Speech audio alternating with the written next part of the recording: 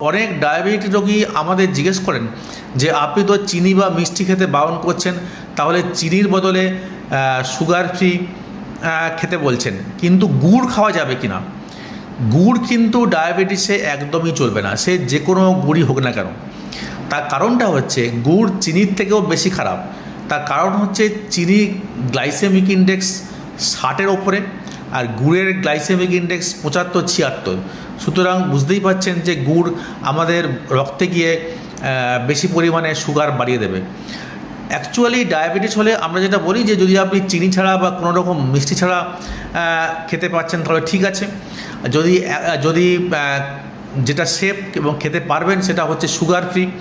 Sugar ফ্রির মধ্যে যেটা sugar free Natura বলে পাওয়া যায়, অর্থাৎ স্টেভিয়া পাতা থেকে যেটা তৈরি হয় সেটাই কিন্তু সবথেকে সেফ, এবং সবাই এটা খেতে পারেন।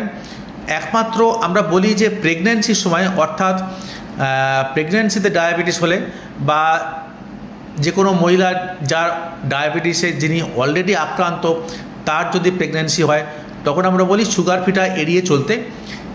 কিন্তু দেখা গেছে যে সুগার ফ্রি কোনো খারাপ প্রভাব প্রেগন্যান্সিতে নেই, তাও এড়িয়ে চলাই ভালো। এছাড়া যে কোনো রোগী সুগার ফ্রি স্বাচ্ছন্দ্যে খেতে পারেন, সুগার ফ্রি দিয়ে রান্না করতে পারেন, কিন্তু গুড়ের ফাঁদে পা দেবেন না। গুড় বা জ্যাগারি কিন্তু একদমই সেফ নয়। আর যেটা বলি আমরা সেটা হচ্ছে যদি একান্তই আপনি খেতে পাচ্ছেন না, 1 চামচ মধু সারাদিনে খেতে পারেন। মধু কিন্তু সারাদিনে 1 চামচ বা খুব বেশি হলে 4 চামচে 2 চামচ ম্যাক্সিমাম চলতে পারে। এছাড়া কোনো মিষ্টি খাবেন না, সুগার ফ্রি খান। সুগার ফ্রি সব থেকে ভালো, এবং এটা খেলেই আপনার ব্লাড সুগার ভালো কন্ট্রোল থাকবে। আরেকটা জিনিস আমরা বলি যে অনেক সময় বাজারে মিষ্টি দোকানে সুগার ফ্রি মিষ্টি বিক্রি হয়, এইগুলো কিন্তু কেনার সময় জিজ্ঞেস করে নেবেন যে কি সুগার ফ্রি দিয়ে বানাচ্ছে, কেননা অনেক সময় এগুলো স্যাকারিন দিয়ে বানায়। হ্যাঁ, এবং এরা কেউই কিন্তু আমাদেরকে বলে না যে কি দিয়ে বানাচ্ছে। 2-1টা মিষ্টি দোকানে আমরা জিজ্ঞেস করেছিলাম যে সুগার ফ্রি দই বানাচ্ছে তারা তুলসী পাতার রস দিয়ে, সেটা আপনারা খেতে পারেন। কিন্তু যদি সুগার ফ্রি ন্যাচুরা দিয়ে মিষ্টি বানায় এবং সেই মিষ্টি যদি সুগার ফ্রি হিসেবে বিক্রি করে তাহলে সেটা আমাদের স্বাস্থ্যের পক্ষে ভালো।